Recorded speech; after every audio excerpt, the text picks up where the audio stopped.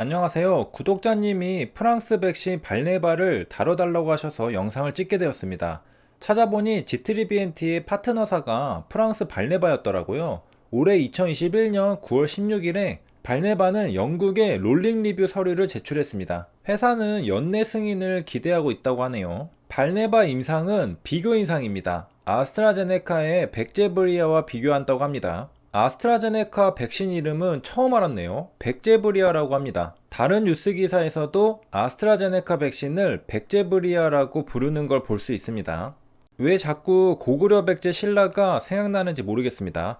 지도에서 초록색이 백제입니다. 아스트라제네카 백신 백제브리아와 비교 임상을 진행하고 영국의 롤링 리뷰 서류를 제출한 게 바로 프랑스 발네바의 VLA 2001이라는 백신 후보 물질입니다. 발네바 백신은 올해 2021년 4월 22일에 임상 3상에 돌입했다고 밝혔습니다. 그리고 9월 16일에 롤링 리뷰를 제출했다고 밝혔죠. 그러니까 임상 3상을 시작하고 5개월 뒤 롤링 리뷰가 제출된 겁니다. 그런데 이미 코로나 백신들은 많이 개발되고 있습니다. 발네바 백신의 경쟁력은 무엇일까?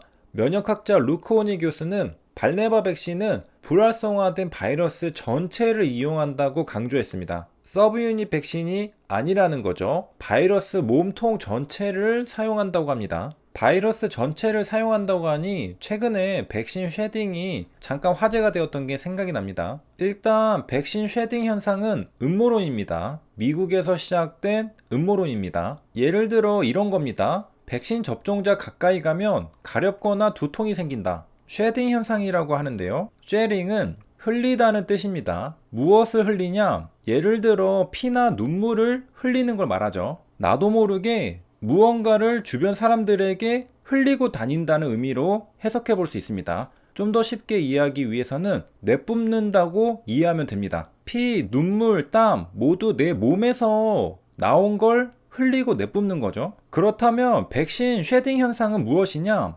바로 바이러스 입자를 흘리고 내뿜는다는 뜻입니다. 백신 접종자들이 바이러스를 방출해서 미접종자들이 어떤 부작용을 겪는다는 주장이죠. 이게 무슨 소리인가? 말도 안 되는 것 같죠. 그런데 요즘 음모론은 터무니없는 주장을 하지 않습니다. 아니 그래도 백신을 접종하고 바이러스 입자를 방출한다는 게 말이 되냐? 미국 질병예방통제센터 CDC는 말합니다. 백신 배출 현상이 살아있는 균을 쓰는 백신에서는 발생할 가능성이 있지만 미국에서 현재 사용 승인하고 있는 코로나 백신은 해당 없다. 하나씩 정리해보면요. 일단 백신 배출 현상이라는 게 있습니다. CDC가 어떤 종류의 백신에서는 백신 쉐딩 현상이 발생할 가능성이 있다고 합니다.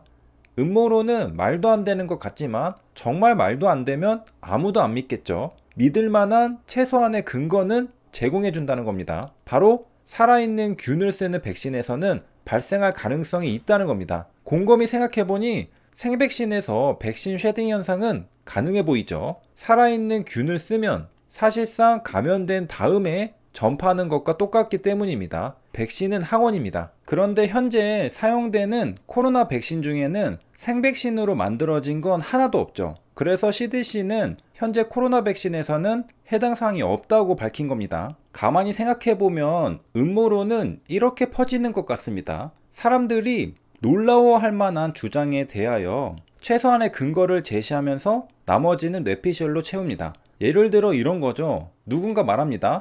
백신 쉐딩 현상인 것 같아. 처음에는 안 믿겠죠. 에이 그런 게 어디 있어. 그런데 찾아보니 있네? 그런데 생백신에서 가능한 거니까 현재 코로나 백신은 해당 사항이 없어. 여기까지는 정상적인 루트입니다. 이때 한마디를 하는 거죠. 제약사의 말을 믿니? 이렇게 음모론이 탄생하는 것 같습니다. 이번엔 웃긴 음모론도 있습니다. 백신을 맞으니 블루투스가 켜진다? 백신 접종자 블루투스 설이 떠돌고 있습니다. 백신을 접종하면 블루투스를 킬 수 있다는 거죠. 백신이 사람들을 통제하는 수단으로 사용된다는 음모론인데요. 이건 너무 나간 음모론이죠. 정말 다양한 음모론이 지금 이 시간에도 생성되고 있습니다. 갑자기 삼천포로 거하게 빠졌는데 발네바의 백신이 바이러스 전체를 이용한다고 해서 잠깐 갔다 왔습니다. 발네바 백신에서 불활성화를 활성화로만 바꿔주면 생백신이 되니까 연상이 된 겁니다. 바이러스를 조각내서 스파이크 단백질만 복제하는 게 아니라 바이러스 전체를 복제해서 백신을 만든 거죠. 혹시나 실수로 불활성화되지 못하면 발네바 백신은 생백신이 될 가능성이 있죠. 물론 그렇게 될 가능성은 극히 드물 겁니다. 바이러스를 비활성화시키는 방법은 열이나 화학약품으로 죽이는 겁니다. 그러면 사백신이 만들어집니다. 발네바 백신이 사백신이고요. 반면에 생백신을 사용하는 경우도 있습니다. 바이러스가 살아있지만 약하게 만든 백신이죠. 엄연히 살아있는 바이러스이기 때문에 면역력이 떨어진 상태에서 생백신을 접종하면 해당 바이러스에 감염될 수 있습니다. 그리고 우리가 살펴본 백신 쉐딩 현상도 나타날 가능성이 있겠죠. 어디까지나 생백신의 이야기입니다. 코로나 백신 중에 생백신은 없습니다. 과거에 약독화 생백신을 만들 때 야생의 병원체를 단순히 묽게 만들어 사용하기도 했다고 합니다. 그냥 아무 처리 없이 희석시켜서 병원체를 넣어준 셈이죠. 우리에게 친숙한 약독화 생백신은 저번에 공부한 에드워드 제너의 천연두 예방 백신이 있습니다. 소의 천연두 우두를 그대로 사용했죠. 예방 접종자의 팔에 상처를 내고 우두에 걸린 사람의 고름을 넣었습니다. 또는 피부에 생긴 딱지를 말려서 가루를 내는 방법으로 약독화한 후 사용했다고도 합니다. 그래서 정리하면요, 생백신과 사백신이 있다. 생백신은 병원체를 약하게 만든 백신이고 사백신은 병원체를 죽인 백신이다.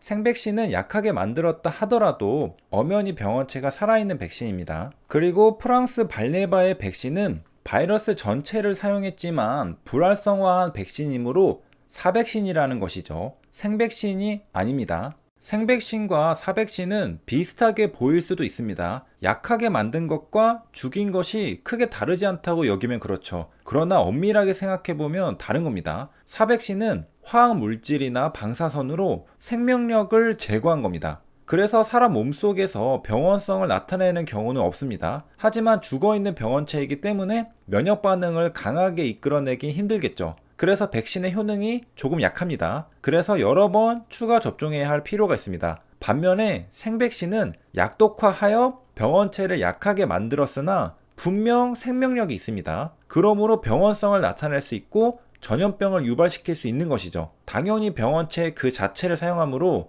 강한 면역 반응을 일으킵니다. 그래서 1, 2회면 항체를 생성할 정도로 효과는 좋다고 합니다. 한마디로 병원체가 병원 침대에 누워있으면 생백신, 무덤에 누워있으면 사백신인 겁니다. 무덤에 누워있는 병원체는 아무것도 못하겠죠. 하지만 병원 침대에 누워있는 병원체는 갑자기 기운 차리고 벌떡 일어나서 무언가를 할 수도 있습니다. 지트리비엔티는 바로 프랑스 발네바와 MOU를 체결했다고 합니다. 지난 4월에 체결했고요. 국내에 판매할 수 있는 권한에 대한 MOU입니다. 만약 HLB가 지트리비엔티를 인수하게 되면 자동적으로 프랑스 발네바 백신과도 인연이 생기게 되네요.